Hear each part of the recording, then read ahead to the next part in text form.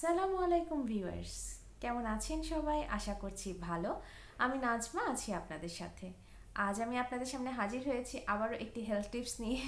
এটা মূলত একটা বেবি হেলথ টিপস। তো অনেক দিন ধরে অনেক বেশি রিকোয়েস্ট আসছিল, আপু বাচ্চাদের ব্যাপারে এটা বলো ওটা বলো। তো বাচ্চাদের ব্যাপারে বলতে গেলে আসলে একটা ব্লগে সম্ভব না। তো আমি আপনাদের রিকোয়েস্টের কারণে আমি চিন্তা করে নিয়েছি আমি সামনেই ইনশাল্লাহ একদম বেবিদের ইন ডিটেলস সব কিছু নিয়ে ছোট থেকে বড় পর্যন্ত সকল বেবিদের আহ, সকল ধরনের সমস্যা নিয়ে আমি কথা বলবো বা আপনাদের সামনে আসবো। তো এই ব্যাপারে বেবিদের ব্যাপারে আপনাদের যদি কারো কোনো কোয়েশ্চেন থেকে থাকে আপনারা অবশ্যই অবশ্যই আমাকে এটা কমেন্টের মাধ্যমে জানিয়ে দিবেন। আমি চেষ্টা করব আপনাদের যথাসম্ভব সাহায্য করার। তো একটু বলে রাখি, যদি আমার ভিডিও এবং আমার চ্যানেল আপনাদের ভালো লেগে থাকে তাহলে প্লিজ সাবস্ক্রাইব করবেন। সাবস্ক্রিপশনের পর নোটিফিকেশনের জন্য বেল আইকনটি বাজিয়ে দিবেন।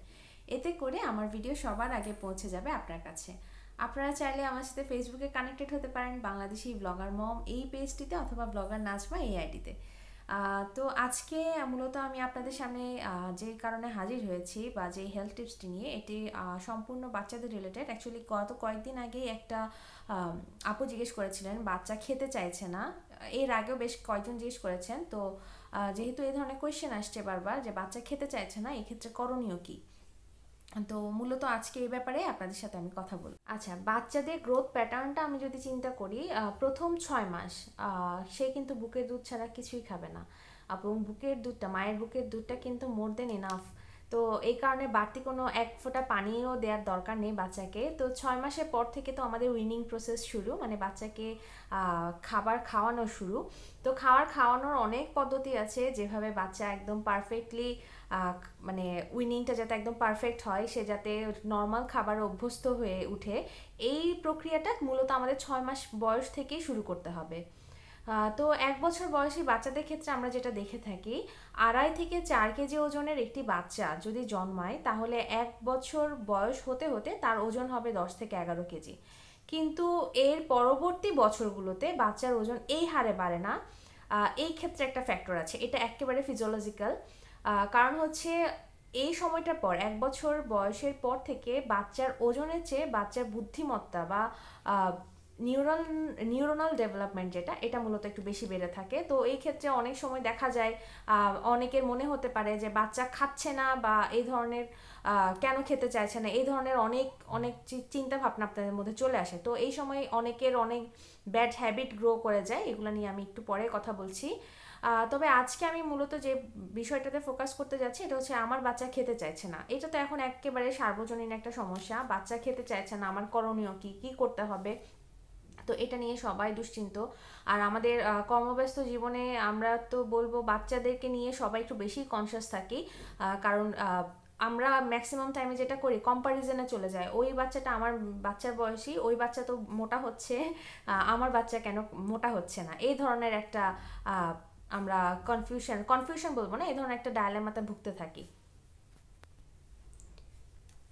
তো এই ডায়ালামা থেকে আমরা যেটা করে থাকি এটা হচ্ছে, দেখা যায় আমরা বিভিন্ন ধরনের খাবার দাবার রেডি করছি কিন্তু বাচ্চা খেতে চাইছে না। অনেকে আবার বাজার থেকে অনেক ধরনের জিনিসপত্র কিনে দেন, কিনে আনেন এবং অনেক দিন ধরে এগুলো চেষ্টা করেন তাদেরকে খাওয়ানোর। এরপরও দেখেন বাচ্চা ওই খাবারটাতেও তার অনীহা চলে এসেছে। তো এটা থেকে পরিত্রাণের উপায় হিসেবে অনেকে চিপস চকলেট দিয়ে বাচ্চাকে অভ্যস্ত করে ফেলেন যে আচ্ছা কিছু খাচ্ছি না, চিপস চকলেট খাক, পেট তো ভরা থাকবে। তো আরও যেটা করে থাকি এটা হচ্ছে বাচ্চার মনোযোগটা অন্য জায়গায় সরিয়ে নেওয়ার জন্য আমরা তাকে মোবাইল বা ল্যাপটপ বা টিভি ছেড়ে বসিয়ে দেই এবং এই ফাঁকে তাকে খাওয়ানোর চেষ্টা করি। আর এছাড়াও দেখা যায় বাচ্চা যেহেতু খাচ্ছে না, ঘুমের সময়ে আমরা দেখা যায় ব্লেন্ডারে মিহি করা খাবার অথবা গরুর দুধ অথবা প্যাকেটজাত দুধ, এই ধরনের মিহি খাবারগুলো তাকে ফিডারে করে দেওয়ার চেষ্টা করি, জাস্ট পেটটা ভরা থাকে এরকম একটা চিন্তা আমাদের মাথায় থাকে। আর কোনো কিছুতে কোনো উপায় যখন খুঁজে বের করা যায় না তখন দেখা যায় সবাই ডাক্তারের কাছে যায়, ডাক্তারের শরণাপন্ন হন যে কি করবেন, এখন কিছু বুঝতে পারছেন না। তো এই ধরনের অনেক কেসই অ্যাকচুয়ালি ডাক্তারদের কাছে আসে। তো এই ক্ষেত্রে যেটা হয়, এটার ফলাফলটা কি, আপনি এতদিন ধরে যে চেষ্টাগুলো করে যাচ্ছেন এটার ফলাফলটা কি, এটা মেইন ফলাফল যেটা আমি যেটা বলবো, সবচেয়ে বেশি যেটা ব্যাড সিকোয়েন্স বা ব্যাড ইফেক্ট যেটা, ওটা হচ্ছে জোর করে কখনোই বাচ্চাকে খাওয়ানো যাবে না, এটা হচ্ছে প্রথম কথা। কিন্তু আমাদের ক্ষেত্রে যেটা হয়, বাচ্চাকে খাওয়ানোর চেষ্টায় আমরা এটা ভুলে যাই যে বাচ্চাকে জোর করা যাবে না। বাচ্চার ক্ষেত্রে আমরা যেটা করি, জোর করে খাওয়ানোর চেষ্টা করি, এক্ষেত্রে বাচ্চা এই খাবারের প্রতি সে বিরক্ত হয়ে যায়, তার এক ধরনের ভয় ঢুকে যায়, দেখা যায় খাবার নেওয়া হলে সে দৌড়ে পালিয়ে যায়, মুখ বন্ধ রাখে, এই ধরনের অনেক অনেক অনেক কনসিকোয়েন্স চলে আসে বাচ্চার মধ্যে। এছাড়াও যেটা দেখা যায় এটা হচ্ছে বাচ্চার খাবারে কিন্তু অরুচি চলে আসে। আর যেটা হয় আপনি দেখবেন যে অনেক সময় অনেক বাচ্চাকে খাওয়ানোর সময় কিন্তু সে বমি করে দিচ্ছে, অথবা খাওয়ানোর পরে সে বমি করে দিচ্ছে। এটা কিন্তু আপনার কৃতকর্মের ফল, এটা বাচ্চার কোনো ফল্ট নেই। তো আরও দেখা যায় অনেকে বাচ্চাকে সুজি খাওয়ায়, এবং এছাড়াও চালের গুঁড়া, বাজার থেকে কিনে আনা খাবার এসবে অভ্যস্ত করে ফেলে, যেটাতে কোনো ধরনের কোনো পুষ্টি থাকে না। এ কারণে বাচ্চাকে আপনি যতই খাওয়াচ্ছেন কিন্তু তার শারীরিক যে গ্রোথ, নর্মাল ন্যাচারাল যে গ্রোথ, এটা কিন্তু হচ্ছে না। তো এই ব্যাপারগুলো ঘটতে থাকে। এছাড়াও গরুর দুধ খাওয়ান অনেকে, অথবা ব্ল্যান্ডারে মিহি করে গুঁড়ি করে খাবার খাওয়ান, যেটা একেবারেই কোনো ধরনের কোনো হেল্পফুল কোনো কিছু না। এতে অনেক সময় বাচ্চার বিভিন্ন ধরনের সমস্যা হতে পারে, ডায়রিয়া, কোষ্ঠকাঠিন্য, অনেক সময় দেখা যায় পায়ুপথের রাস্তা ফেটে যায়, এই ধরনের অনেক অনেক অনেক প্রবলেম হতে পারে। এছাড়াও আপনারা যখন কন্টিনিউয়াস চেঞ্জ করতে থাকেন, যে এই খাবার দিব না ওই খাবার দিব না এই খাবার দিব, কন্টিনিউয়াস চেঞ্জ করতে থাকলে বাচ্চা অ্যাকচুয়ালি কনফিউজড হয়ে যায়, সে কী খাবে, সে তখন কনফিউশনে পড়ে যে না খাবোই না, আজকে আর খাবোই না। এটা অ্যাকচুয়ালি ওদের মেন্টাল সেট আপ, এটা আর কিছু না। আর অনেকে দেখা যায় বাচ্চাকে ঘুমের মধ্যে ফিডার খেতে দেন, এটা তো খুবই ডেঞ্জারাস। এটার ক্ষেত্রে দুটো ডেঞ্জারাস ইফেক্ট হতে পারে। এক নম্বর হচ্ছে যে দুধটা খেতে দিলেন এটা কিন্তু শ্বাসনালীতে গিয়ে শ্বাসনালীতে আটকে বাচ্চা তৎক্ষণাৎ মৃত্যু ঘটতে পারে। আর এছাড়াও যেটা অ্যাসপিরেশন নিউমোনিয়া আমরা বলে থাকি, এটা নিউমোনিয়ার একটা টাইপস, যেটা হচ্ছে খাবার যদি শ্বাসনালীতে যায় তখন এটা হতে পারে।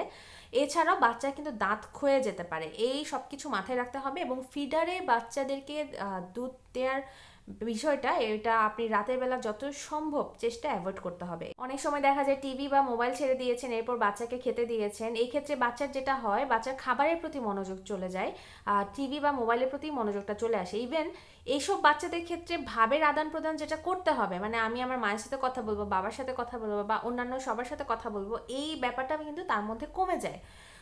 তো এই ক্ষেত্রে সে অমনোযোগী হয়ে ওঠে। এই ক্ষেত্রে এই ধরনের সমস্যা থেকেই কিন্তু অনেক বড় সমস্যার সৃষ্টি হতে পারে।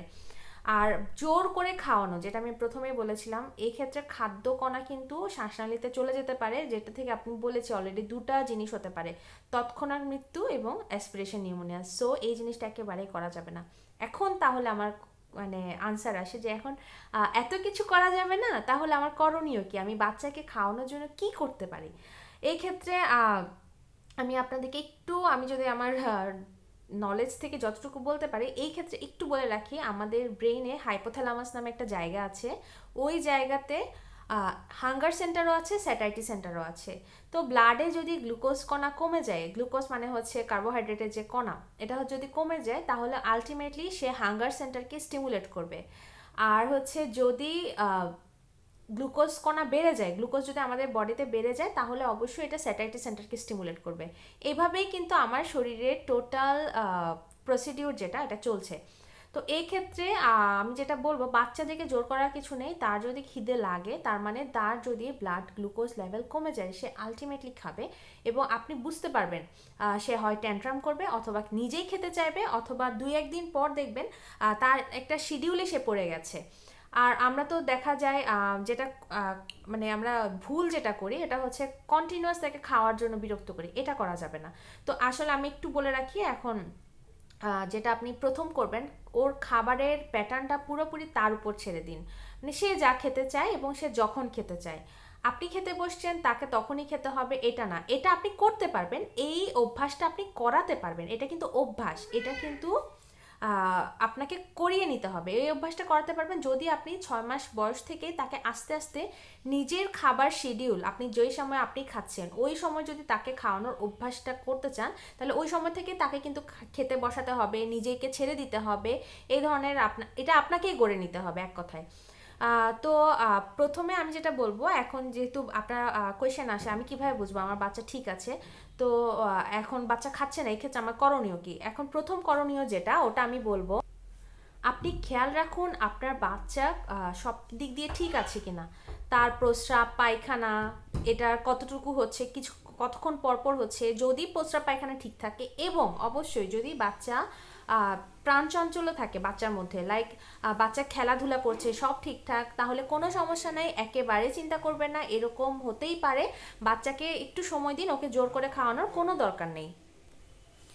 এরপরে যেটা বলবো, আপনি বাচ্চাকে খাওয়ানোর পর এটা আমাদের পাকস্থলী থেকে মোটামুটি খাদ্যনালীতে পৌঁছানোর জন্য প্রায় 3 থেকে 4 ঘন্টা সময় লাগে। এটাকে আমরা গ্যাস্ট্রিক এমপ্টিং টাইম বলি। তো এই সময়ের মধ্যে অনেকে দেখা যায় 2 ঘন্টা পর পর বাচ্চাকে খাওয়াতে চেষ্টা করছেন, এটা করার দরকার নেই। ওই 3 থেকে 4 ঘন্টার মধ্যে বাচ্চাকে আর ডিস্টার্বই করার দরকার নেই, খাওয়া দাওয়া নিয়ে সে তার মতো খাবে।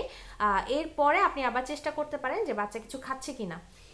তো আমি এক্ষেত্রে বলে রাখি, অনেকেই জাস্ট কন্টিনিউয়াস বাচ্চার পিছে লেগে থাকেন, এক্ষেত্রে এটা করা যাবে না। আপনি জাস্ট ওকে ছেড়ে দিন, ও নিজের মতো করে খাবে এবং 3 থেকে 4 ঘন্টা পরপরই তার খিদে লাগবে। এটাই কিন্তু প্যাটার্ন, এবং বয়স যত বাড়তে থাকবে এই 3 থেকে 4 ঘন্টার প্যাটার্নটা আরেকটু বড় হবে। এটা নিয়ে আমি অবশ্যই পরে আবার কথা বলবো। আচ্ছা, আর প্রথমে কিন্তু আমি বলে নিয়েছিলাম বাচ্চার জন্মের প্রথম 6 মাস কিন্তু মায়ের বুকের দুধ ছাড়া সে কিন্তু আর কিছুই খাবে না, আর কিছু দেওয়ারও দরকার নেই, একদম কোনো সাপ্লিমেন্টারি ফুড একদম অ্যাভয়েড করবে। আর এরপর থেকে 6 মাস বয়সের পর থেকে আপনারা কখনোই বাচ্চাকে চিপস চকলেট বা অন্যান্য আর্টিফিশিয়াল ফুডে অভ্যস্ত করবেন না। এটাতে আপনারই প্রবলেম, ভবিষ্যতে আপনিই কিন্তু ভুগবেন।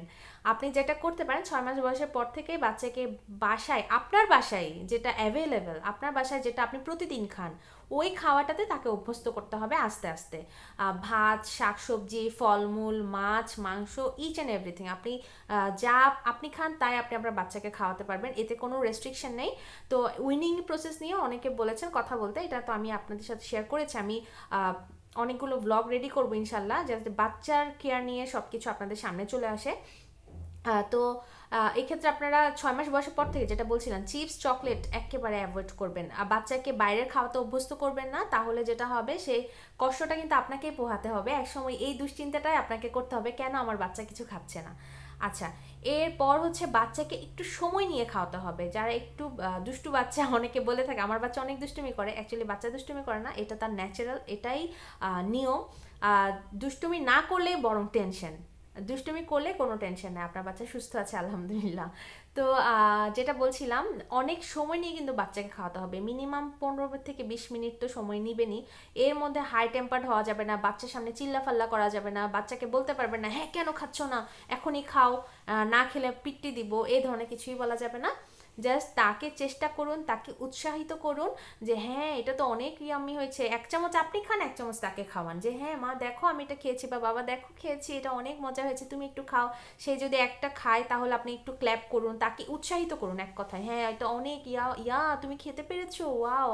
মানে এভাবে করে তাকে উৎসাহিত করতে হবে। বাচ্চারা কিন্তু, বাচ্চাদের জন্য এগুলাই তাদের উৎসাহ।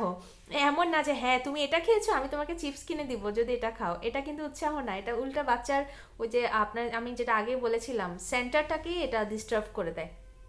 আচ্ছা, আর সবচেয়ে ইম্পর্ট্যান্ট ফ্যাক্টর, বাচ্চাকে নিজের হাতে খাওয়ানো শিখাতে হবে। এটা হচ্ছে আপনি যখন খেতে বসবেন, বাচ্চাকে একটা প্লেটে করে নিয়ে আপনি যা খাচ্ছেন তাই বাচ্চাকে খেতে দিন।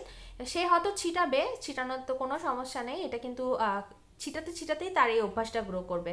তো আমরা বিরক্ত হই, আচ্ছা পুরো ঘর নোংরা হয়ে যাবে, তার চেয়ে থাক আমি খাইয়ে দিই, এটা কিন্তু আপনি আপনার বাচ্চার ক্ষতি করছেন। বাচ্চাকে নিজের হাতে খেতে দিতে হবে, আদারওয়াইজ সে তো শিখতে পারবে না, তার নর্মাল প্রসিডিউরটা সে আসবে না। তো এই ক্ষেত্রে আপনি অবশ্যই অবশ্যই বাচ্চাকে নিজের হাতে খাওয়ার জন্য ছেড়ে দিবেন। আপনার হয়তো মাসখানেক একটু কষ্ট হবে, সে হয়তো ঘর নোংরা করবে, এটা মাথায় রাখলে আবার বাচ্চার খাওয়া দাওয়াটা আপনি খেয়াল রাখতে পারবেন না। সো ওকে ওর মতো করে ছেড়ে দিন। আর সবচেয়ে বড় ফ্যাক্টর যেটা, ছোট বড় সবাই, মানে বাসার সবাই একসাথে খাওয়ার অভ্যাস করতে হবে। এক্ষেত্রে দেখলেন আপনি আপনার বাচ্চাকে আপনি চেষ্টা করছেন আগে খাইয়ে দিয়ে ঘুম পাড়িয়ে দিব, না এটা না করে তার চেয়ে বরং আপনি যে সময় খেতে বসছেন বাচ্চাকে আপনার খাবার টেবিলেই ঠিক ওই সময় নিয়ে আসুন। সে যা খায়, যতটুকু খায় ওই সময় যা খায় তার জন্য ইনাফ। তো আমি বলবো আপনার এখানে তাড়াহুড়া করার কিছু নেই, বাচ্চা যা খেতে চায় যেভাবে খেতে চায় এভাবেই খাওয়ানোর তাকে অভ্যাস করতে হবে। একসাথে খেতে বসলে তার মধ্যে এই অভ্যাসটা চলে আসবে যে হ্যাঁ এখন আমাদের খাবার সময়, আমাকে এখন খেতে বসতে হবে। এটা আসলে আপনি জোর করে চাপিয়ে দিতে পারেন। আমি এতক্ষণ পর্যন্ত যা কিছু বললাম এগুলো জোর করে চাপানোর মতো কিছু না, জাস্ট আপনাকে চেষ্টা করতে হবে নিজের মতো করে যাতে বাচ্চা এইভাবে গড়ে ওঠে। তো আশা করি আমি আপনাদের মোটামুটি একটা ধারণা দিতে পেরেছি আপনাদের কি করতে হবে বাচ্চাকে খাওয়ানোর ক্ষেত্রে, বা আপনি কি ভুলটা করছেন। আমি মূলত এই ভুলটার কথাই আজকে আপনাদের বলতে এসেছি। ইনশাল্লাহ পরবর্তী কোনো ব্লগে বা পরবর্তী ভিডিওতে, হেলথ টিপস ভিডিওতে আমি আপনাদের সামনে অবশ্যই বাচ্চাদেরই কোনো হেলথ টিপস নিয়ে হাজির হব, কারণ বাচ্চা রিলেটেডই আমার কাছে সবচেয়ে বেশি রিকোয়েস্ট আসছে, আপু এটা ব্যাপারে একটু কথা বলেন। তো আশা করছি আপনাদের একটু হলেও উপকার এসেছে আমার এই ভিডিওটি। যদি উপকার এসে থাকে তাহলে আলহামদুলিল্লাহ, আমি খুব খুশি হলাম। আর যদি আপনাদের আরও কিছু জানার থাকে তাহলে অবশ্যই নির্দ্বিধায় কোয়েশ্চেন করবেন। আমি চেষ্টা করব আপনাদের সকল কোয়েশ্চেনের আনসার দেওয়ার জন্য। আর একটু বলে রাখি, একটা আপু কোয়েশ্চেন করেছিলেন, আপু বাচ্চা ফিডারের দুধ ছাড়া কিছুই খাচ্ছে না। আপু এই অভ্যাসটাই চেঞ্জ করতে হবে, আসলে ওকে দিতে হবে। আপনি হয়তো তার সামনে ভ্যারাইটি রাখেননি, এবং যেটা আমরা ছোটোবেলা থেকে অভ্যাস করি এই ভুলটা করা যাবে না, যেটা আমি একটু আগেই বলেছিলাম। ফিডারেই তাকে অভ্যস্ত করে ফেলি অথবা স্যারেলাকে অভ্যস্ত করে ফেলি, এটা করা যাবে না। এতে আপনারই দুর্ভোগটা বাড়বে ভবিষ্যতে গিয়ে, আপনার দুর্ভোগ বাড়বে। এর চেয়ে বড় কথা, বাচ্চা কিন্তু ডিপ্রাইভড হচ্ছে, বাচ্চা তার পুষ্টিটা পাচ্ছে না, এটাও আপনার মাথায় রাখতে হবে। যারা সেরেলাক খায় বা টিন খায় কন্টিনিউয়াসলি, আমি বলছি না যে একদম দেয়া যাবে না, হ্যাঁ আপনারা দিতে পারেন, তবে একটা লিমিটে রেখে। কিন্তু কন্টিনিউয়াসলি যদি খেতে থাকে বাচ্চা ফ্লাবি হবে, বাচ্চা মোটা সোটা হবে দেখতে, কিন্তু তার মধ্যে কোনো পুষ্টি থাকবে না, দেখবেন আপনারা। এক্ষেত্রে এরকম অনেক কেস আছে। আচ্ছা যাই হোক, এটা নিয়ে অন্য কোনো সময় কথা বলবো, আমার ব্লগ আসলে ভিডিও অনেক বড় হয়ে যাচ্ছে। আসলে একদিনে কথা বলতে গেলে অনেক বেশি বলে ফেলতে হবে। তো আশা করছি নেক্সট ভিডিওতে হাজির হব আপনাদের সামনে কোনো হেলথ টিপস নিয়ে। সবাই ততক্ষণ পর্যন্ত ভালো থাকবেন, আমাদের জন্য দোয়া করবেন। সবাইকে আল্লাহ হাফেজ, আসসালামু আলাইকুম।